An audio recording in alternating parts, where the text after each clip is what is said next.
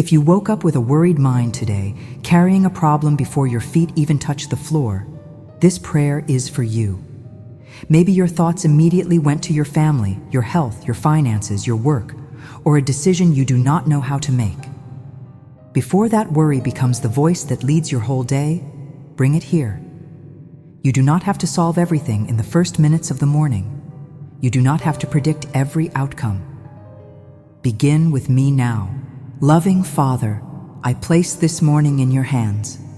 I place before you the thoughts that arrived too early, the questions I cannot answer, the burdens I have been carrying, and the situations I wish I could control. I ask you for a quiet mind, a steady heart, clear direction, and the grace to take this day one step at a time. Let your peace become stronger in me than the fear that tried to greet me when I woke up. There is a reason we begin here. Worry often tries to convince us that thinking about a problem again and again is the same thing as taking responsibility. It is not. Responsibility can lead to wise action. Worry often leads to mental exhaustion without producing a next step. It keeps the body tense, the imagination busy, and the heart trapped in possibilities that have not even happened. The Apostle Paul gives a different direction in Philippians 4:6-7.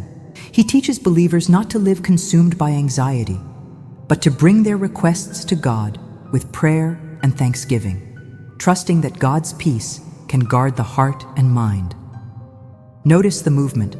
We do not deny the problem. We bring it somewhere. We place it before God. We name what concerns us.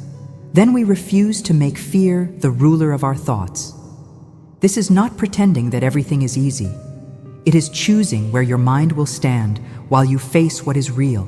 Through the lens of Christian metaphysics, one of the most important spiritual practices is the renewal of thought. What we repeatedly accept, rehearse, and strengthen in the mind can influence the way we speak, choose, react, and move through the day. This does not mean that a thought magically controls every external event. It means your inner life matters, your attention matters, the ideas you feed matter. Faith is not only something you feel in a beautiful moment of prayer. Faith also becomes the way you return your mind to truth when fear tries to take it somewhere else. So if you woke up worried, do not condemn yourself for having the feeling. Instead, decide what you will do with it. Right now, place one hand over your heart if that feels comfortable, or simply sit still for a moment. Take one slow breath. You are not trying to force yourself to feel perfect. You are simply creating a small space between the thought that frightened you and the next thought you choose. Say quietly within yourself, God is with me in this day. Again, God is with me in this day. And now let us pray more deeply. Father, you know the concern that is closest to my heart. You know the detail I have told no one. You know the conversation I am replaying, the number I am calculating, the person I am worried about, the message I am waiting for, the answer I do not yet have. I do not need to hide any of it from you. I bring it to you exactly as it is. Where I am afraid of tomorrow, teach me to live faithfully today. Where I am trying to control another person, teach me to love without carrying a burden that does not belong to me. Where I am worried about money, give me wisdom, discipline, patience, and open eyes for honest opportunities. Where I am worried about my family, help me speak with gentleness and act with courage. Where I am worried about my own strength, remind me that I do not have to carry the whole road at once. Give me the grace for the step that belongs to this morning. Jesus taught in Matthew 6 not to borrow tomorrow's trouble for today. That teaching is deeply practical. Worry pulls future problems into the present and asks us to suffer them before they arrive. Faith does something different. Faith asks, what is mine to do now? What can I pray about now? What can I prepare now? What can I release because it is not mine to control? This morning, we are going to separate those things. Think of the concern that woke up with you. Ask yourself, is there one wise action I can take today? Maybe you need to make a phone call. Maybe you need to organize a bill instead of avoiding it. Maybe you need to schedule an appointment. Maybe you need to apologize. Maybe you need to wait instead of sending another anxious message. Maybe you need to ask for help. Maybe you need to write down the facts because your fear has made the situation feel bigger than it is. If there is an action, let peace lead you into it. If there is no action available today, then your work may be to release the matter for now and refuse to rehearse it every 10 minutes. That is not passivity. Sometimes surrender is the most disciplined thing you can do. Inspired by spiritual principles shared through the teachings of Conny Méndez, we can understand prayer and declaration as a way of bringing the mind, the spoken word, and our actions into greater agreement with faith. A faith declaration is not a command that forces life to obey us. It is a statement that helps us remember what we choose to stand on while we act responsibly. So I want to give you several declarations for this morning. Do not rush them. Let each one become a decision. I will not let fear make every decision for me today. God's peace is available to me even before I have every answer. I can face one responsibility at a time. I do not need to solve tomorrow before breakfast. I will speak to myself with patience, not panic. I will look for facts, wisdom, and the next right step. I will not confuse urgency with importance. I will not build a whole future from one difficult moment. God can guide me even when I cannot see the entire road. I choose a steady mind, a truthful heart, and a peaceful response. If one of those sentences touch the exact place where your worry lives, keep it with you today. Write it down. Put it where you will see it. Let it become a small anchor when the mind starts running ahead again. There is a beautiful idea in Isaiah 26:3. The mind that remains stayed on God is kept in peace. The image is not of a mind that never faces pressure. It is of a mind that has somewhere to return. That may be the most important thing you hear today. Peace is not always the absence of a difficult situation. Sometimes peace is the place you return to while the situation is still being worked through. You may still have the meeting. You may still have the bill. You may still be waiting for an answer. You may still need a hard conversation. But you do not have to walk into those things with every muscle tightened and every thought predicting disaster. You can return to prayer. Return to what is true. Return to the next step. Return to your breath. Return to God. Father, let this person listening now experience that return. When the mind wanders toward fear, gently bring it back. When the heart begins to race because of a thought, help them remember that a thought is not a prophecy. When they feel pressure to know everything, remind them that wisdom often comes one step at a time. Protect their morning from unnecessary conflict. Guard their words before they answer too quickly. Give them discernment about what deserves attention and what can wait. Help them notice when worry is asking them to imagine the worst without evidence. Teach them to replace that habit with prayer, clear thinking, and wise action. If they are worried about a son, a daughter, a grandchild, a spouse, a parent, or someone they love, give them the wisdom to care without trying to control. Show them what support is healthy. Show them when to speak and when to listen. Show them how to bless another person without making their entire emotional state depend on that person's choices. If they are worried about finances, bring order where there is confusion. Give courage to look at the numbers clearly. Give restraint where spending needs to change. Creativity where new options are needed. Humility to ask for advice when appropriate. And perseverance in honest work. Open their eyes to opportunities they may have overlooked, and protect them from desperate decisions that promise quick relief but create deeper problems. If they are worried about work, help them separate what they can control from what they cannot. Let them prepare well, communicate clearly, and do the work in front of them with integrity. If a door is closing, give them courage. If a new door is opening, give them discernment. If they are in a season of waiting, give them patience without making them passive. If they are worried about their health or the health of someone they love, surround them with comfort and wisdom. Give them peace to seek appropriate care, ask good questions, follow sound guidance, and avoid feeding fear with endless speculation. Let prayer become a companion to responsible care, not a replacement for it. If they are worried about a relationship, give them clarity. Let them communicate with truth and kindness. Help them recognize healthy boundaries. Give them courage not to chase someone for an answer that cannot be forced. Teach them to value mutual respect, honesty, and peace. And if they cannot even explain why they feel worried this morning, meet them there too. Sometimes the mind wakes up carrying tension before it has a name. Let them know they do not need a perfect explanation before they can ask for peace. There is something I want you to practice today whenever worry returns. It is simple enough to remember in the kitchen, in the car, at work, or while waiting for a message. Ask 3 questions. What is true right now? What is mine to do right now? What can I release to God right now? Those 3 questions can interrupt the cycle of anxious thinking and bring you back into the present. What is true right now? Maybe the truth is that you do not yet know the outcome. That is different from knowing the worst will happen. Maybe the truth is that one payment is difficult, but that does not mean your entire future is ruined. Maybe the truth is that someone has not answered, but silence is not proof of rejection. Maybe the truth is that you made a mistake, but one mistake does not erase your ability to learn and repair. What is mine to do right now? Make the call. Write the plan. Drink the water. Take the medication that has been prescribed to you. Prepare the document. Ask the question. Leave 10 minutes earlier. Apologize if needed. Say no if needed. Rest if your body needs it.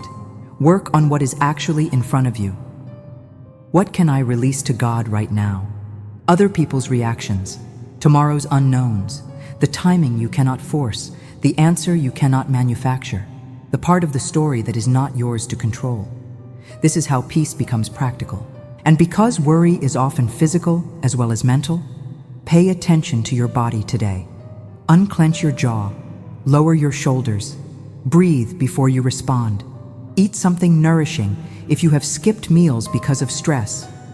Step outside for a few minutes if you can. Move your body gently. These are ordinary actions, but ordinary actions can help create room for a calmer response. Spiritual life is not separate from everyday life.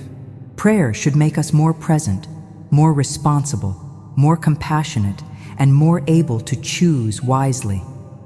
Now I want to pray over the atmosphere of your day.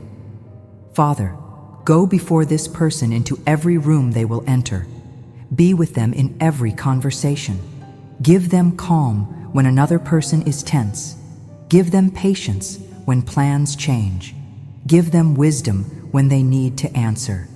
Give them restraint when silence is better. Give them courage when truth must be spoken. Let them not carry yesterday into every new moment. If something painful happened last night, help them recognize that this morning is not required to repeat it.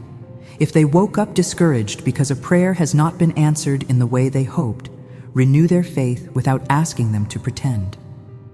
Let them be honest with you and still remain open to guidance. Protect their imagination from becoming a factory of worst-case scenarios. Let imagination become a place where they can picture faithful action instead, themselves making the call calmly, entering the appointment with courage, having the conversation with dignity, opening the bill without panic, taking the next step without needing to know the entire future. Give them peace that supports action, not avoidance. Give them faith that produces responsibility, not fantasy. Give them hope that can live beside unanswered questions. Give them confidence that comes from being grounded in you, not from controlling every outcome. If this prayer speaks to what you are facing, leave a like as a quiet sign that today you are choosing faith over fear. Not because every problem has already disappeared, but because you are deciding what will lead your heart while you face it. And now, if you are able, say this with me slowly. Today, I receive the peace God offers me. I release the need to know everything in advance. I release the habit of predicting the worst. I release the pressure to carry what belongs to tomorrow. I ask for wisdom for what belongs to today. I ask for courage for the conversation I need to have. I ask for discipline for the responsibility I need to face. I ask for patience for what I cannot hurry. I ask for clear thinking when emotions become loud. I ask for compassion toward myself and toward others. I choose to move slowly enough to hear wisdom. I choose to speak words that build peace. I choose to notice what is good and real, not only what is uncertain. I choose to remember that God is present in this ordinary day. I choose peace, not as an escape, but as the place from which I will act. Now bring one specific concern to mind. Just one. Do not bring the entire list. One concern, and pray, Father, I place this matter before you. Show me what is mine to do. Show me what I need to stop doing. Show me what I need to learn. Show me what I need to release. Guide my next step. Guard my heart from panic. Guard my words from fear. Guard my decisions from desperation. Give me peace enough for today. I trust that I can move forward without having every answer. I trust that wisdom can come in steps. I trust that I can be faithful in the part that belongs to me. I trust you with the part that does not. There is also a hidden form of worry that appears as mental rehearsal. You repeat the conversation before it happens. You imagine what they will say. Then you imagine your answer. Then you imagine a worse answer from them. By the time the real conversation begins, you have already lived through 10 imaginary arguments. Today, stop the rehearsal when you notice it. Prepare facts if you need to prepare facts. Choose your words if you need to choose your words. But after preparation, return to the present. Let the real conversation be the real conversation.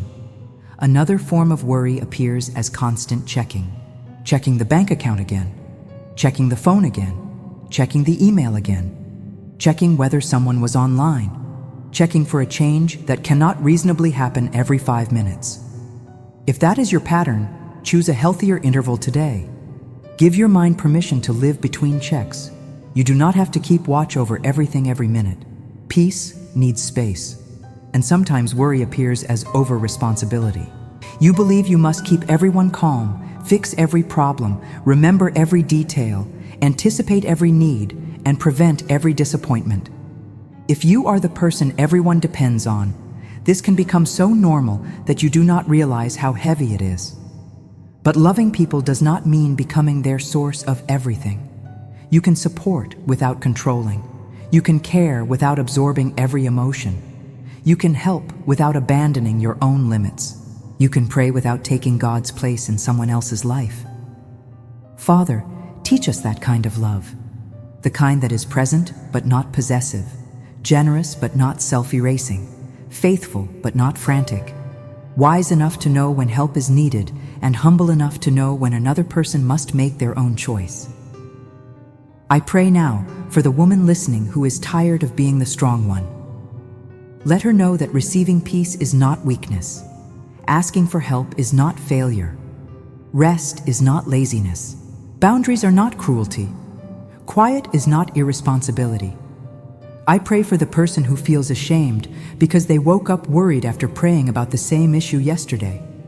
Remind them that spiritual growth is often practiced through returning. Returning to truth. Returning to prayer. Returning to wise action.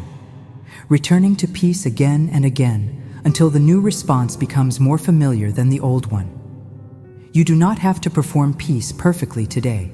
Just return when you notice you have left it. Return when you catch yourself imagining disaster. Return when your voice becomes sharp because you feel pressure. Return when you start carrying someone else's choice as if it were your own. Return when you begin trying to solve next month at 9 o'clock this morning. Return. That single word can become a spiritual practice. And when you return, use this short prayer. God, bring me back to what is true. Show me the next right step. Give me peace for this moment. That is enough for a hallway, a red light, a bathroom break at work, the moment before opening an email, or the seconds before answering someone you love. God, bring me back to what is true. Show me the next right step. Give me peace for this moment. Write in the comments, God, give me peace for this moment. Let that be your commitment for today. Not a promise that nothing difficult will happen, but a reminder that you do not have to meet difficulty with panic. Now let us close this morning prayer with a blessing over your mind, your home, and your decisions. May your mind be protected from unnecessary fear. May your home become a place where hurried thoughts slow down. May your words carry patience. May your decisions come from clarity instead of desperation. May you recognize the difference between a real responsibility and an imagined emergency. May you have courage to face what needs attention and wisdom, to leave alone what cannot be solved today. May you notice one good thing this morning that worry would have made you miss. May you receive help without shame. May you offer help without losing yourself. May you remember that peace can be practiced in small moments. May the presence of God steady you when circumstances are uncertain. Father, thank you for this new day. Thank you that we can begin again without having to carry every thought from yesterday. Thank you that we can bring our requests to you honestly. Thank you for wisdom, for breath, for people who support us, for opportunities to act, and for the ability to choose a different response when worry returns. Let this person walk into the rest of the day with a quieter spirit. Not careless, not disconnected, not pretending. Peaceful and awake, responsible and trusting, prepared to act without being ruled by fear. And when the mind asks, what if everything goes wrong? Give them another question. What if I meet today with faith, wisdom, and peace, one step at a time? That is the question we will carry forward. If you want to continue this moment, go next to the prayer on your screen about Psalm 23 and the words that strengthen faith when the future feels uncertain. Let one prayer lead into another, not as an escape from life, but as a way of entering life with a steadier mind and a more grounded heart. For now, breathe once more. This day is here, you are here, God is here. Take the next step in peace. Amen.